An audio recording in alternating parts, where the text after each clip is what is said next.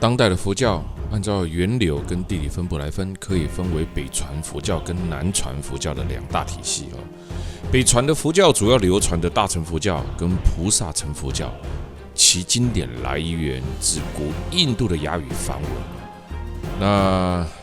现在我们看到的，当然呢，就是什么？就是小乘佛教喽。那佛教当中当然又分为汉语系佛教跟藏语系的佛教。汉语系的佛教主要流传在中国、汉族、日本、韩国、越南。藏语系的佛教叫藏传佛教，喇嘛流传在蒙古啦、尼泊尔、不丹啦、蒙古啦、哈萨克等等。而南传佛教是由印度向南传到了斯里兰卡，并且不断发展成的佛教派系。在教义上，南传佛教继承了佛教中上部佛教的系统，遵照了佛陀以及声闻弟子的言行跟修行的生活，因此称为上部座佛教，也可以称为叫做声闻乘佛教，也变成了所谓的小乘佛教。小乘佛教当然还是有别于大乘佛教喽。现在我们来到了一个几乎以佛立国的国家缅甸，现在来到它最重要的一个，也是宗教圣地，也是观光景点的千人和尚庙，看看千人的和尚。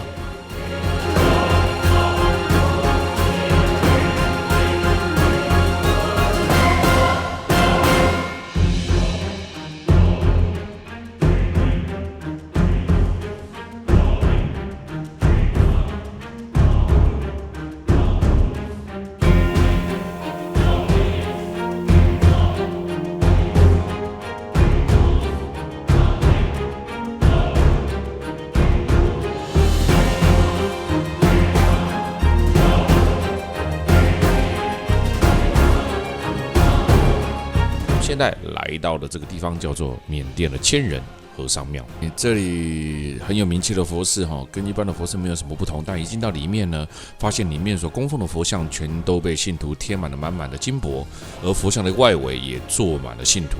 五位郎呢念念有词，有的人坐着，你起得够早，更早来的时候还可以看得到他们帮佛像洗脸的仪式啊。这里是缅甸的千人和尚庙，他们来化缘。很多的信徒呢，的买饭，放假有无？安尼坑里面因等下呢会做伙食饭入去了呢，老伙仔先食少年的较食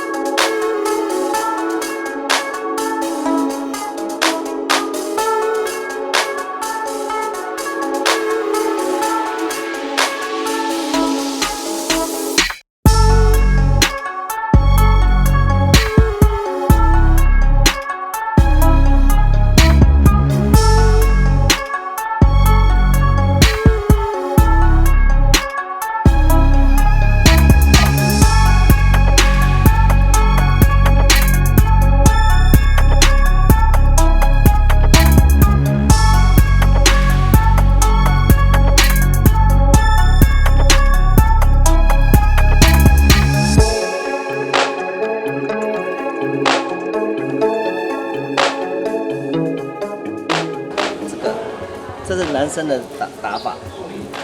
这是男生的打法哦。对啊，你这个这个上面有分说这边靠左边右边吗？没有哦。没有，这是男生的正统打法。男生从小生出来到往生那天，穿法就是不变的。像女生的穿法就比较讲究哦，因为女生有臀部有腰身嘛，对不对？所以女生的穿法的时候呢，也不是穿这种素色的哦，就是下面有花花绿绿哦，越鲜艳的小女生嘛，爱睡嘛哦。您的手势哦，就像女生这个这边嘛也晒，这样子哦，旁边就是看您个人喜好，右边或者是这样子，左边就这样。但是她穿的时候，因为她女生的布有些是滑滑的，所以它上面会花纹的，所以它上面会绑一个结带，有一个结带绑起来就不会脱落掉。对，腰身就是这样子，它就会缝起来。其实以现在的眼光来看，男人穿裙子不算稀奇了啦哈。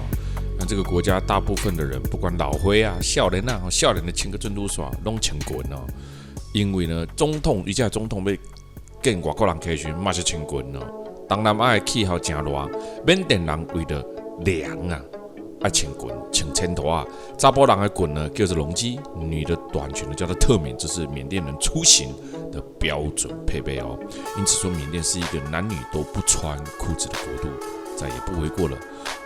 龙基跟特棉就是把一个长方形的布呢缝成了筒状，套在身体外面，在腰前打个结就行了哈。你等们担心暴露隐私，又能在不同的场合变成不同的造型，可长可短，伸缩自如。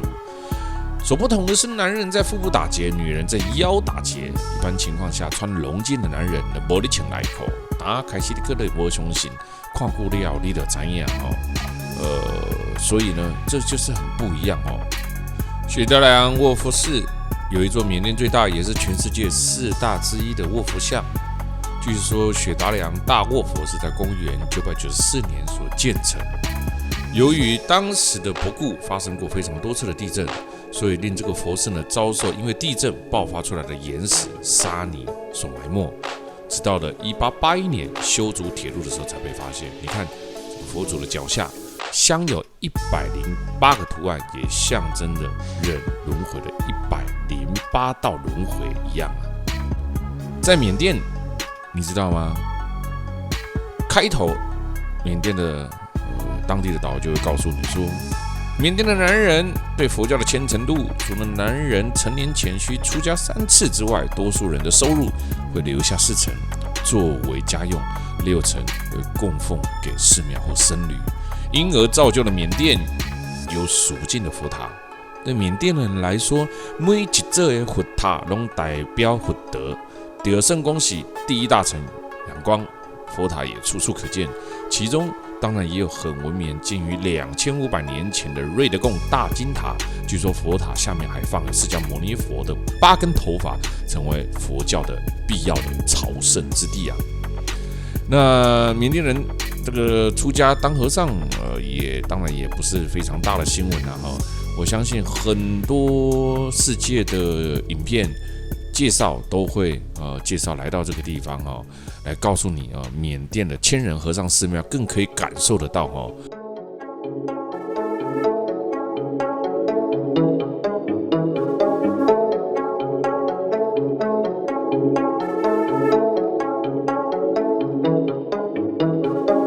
缅辽泰国心灵巡旅的万象之都，现在来到了这里所在是联军战士公墓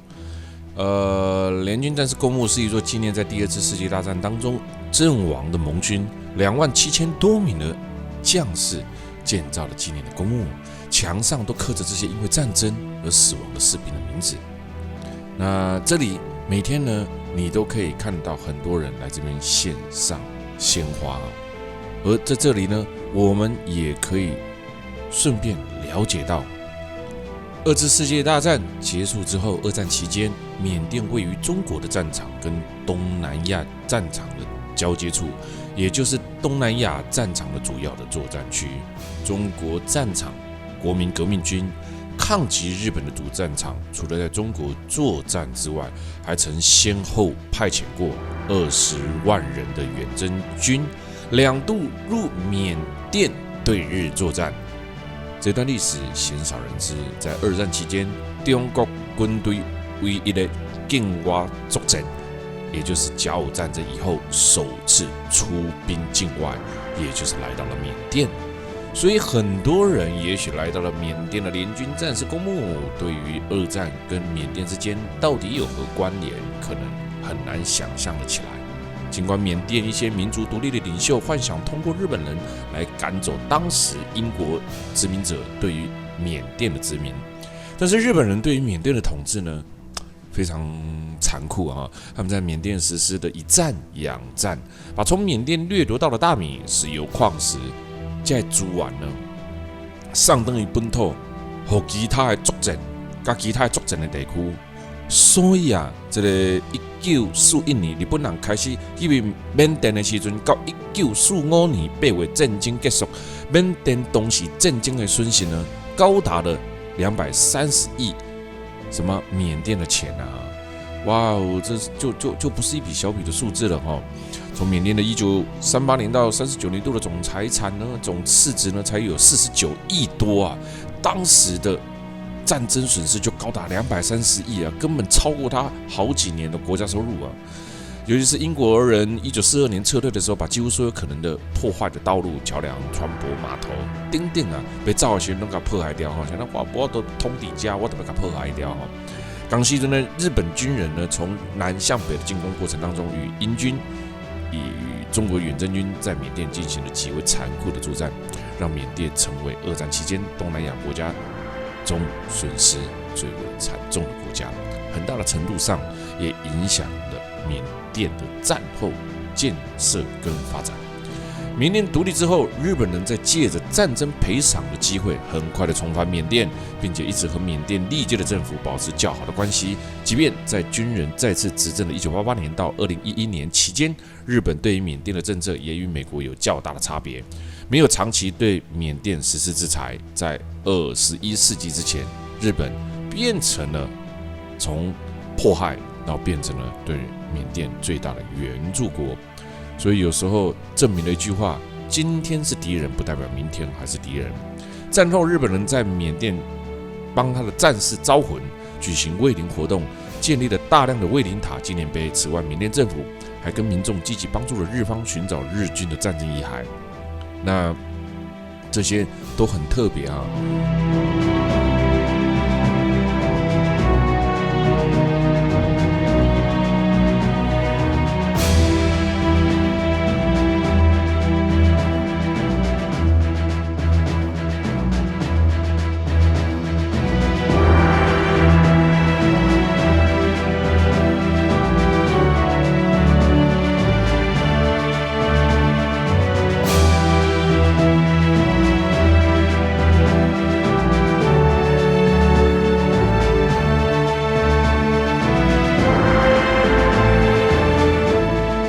现在我们来到了缅甸不顾的陶匠村，来看看做陶土的过程，如何捏塑陶土。哇，人工制不是机器哦。这是一个很特别的地方啊。为什么人力比机器还便宜啊？买机器抵不过请人啊。在一个人力比这个机械还便宜的国家呢，就是属于比较落后的国家。如果在欧美，哪可能请一个人这边捏塑啊？那这卖出来的东西不天价哈，不可能啊。所以当这的时候在陶匠村，我们可以看得到他捏塑陶土制陶的过程，传统的古法，窑砖烧这个陶瓷哇等等的，这些在我们现在的社会上呢不容易看得到哈。现在来到缅甸还可以缅怀一下，可以再看到哈，以前人按那做家的物件、做家的陶土、做家的捏塑啊，都不太容易啊，都不太容易啊。所以这也是缅甸最特别的地方啊。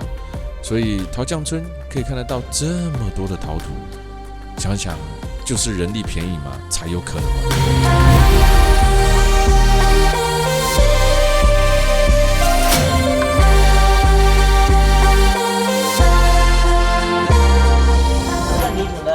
这当地的就是从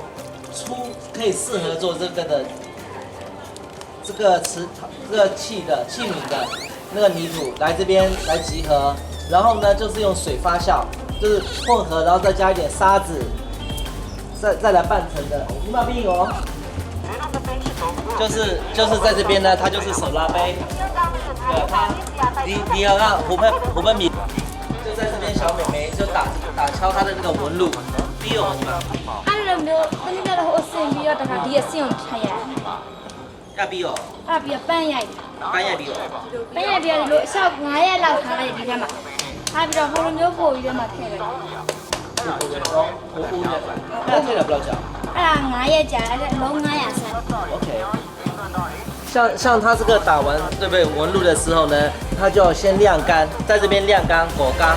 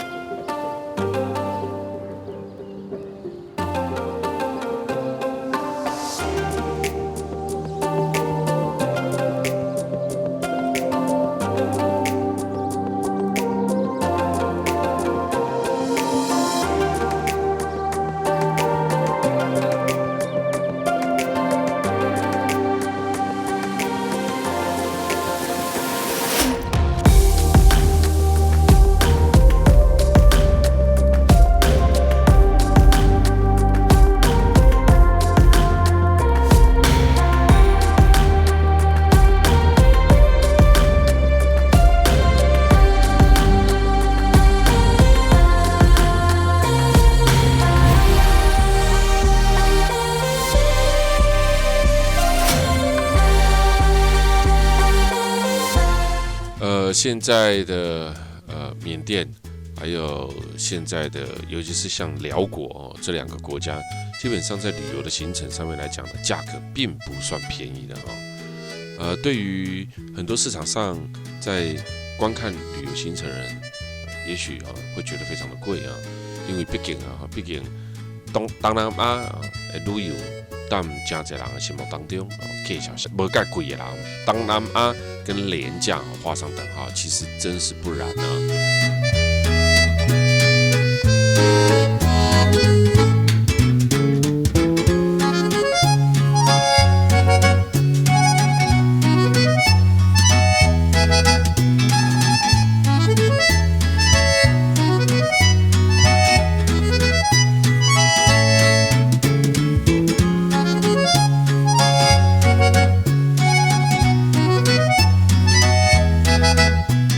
现在我们来到了缅甸仰光的黄家湖。黄家湖完毕之后呢，我们再前往下一个景点，也来看看它不一样缅甸仰光的另外一面哦。我们一路看了非常多的这个佛塔啊，现在来看到的呢，就是仰光市区里面的一些比较自然风光的景色啊。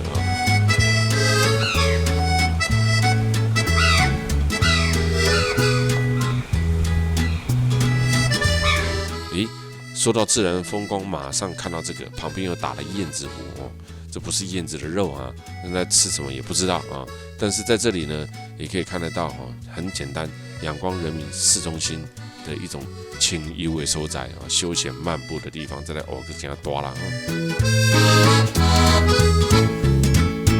燕子湖又叫做英雅湖，仰光内最大的一个湖泊哈，绿树成荫。湖面优美，风景优美。英雅湖呢是仰光最著名的自然景观，比黄家湖呢还要呢大上了5倍。那对岸的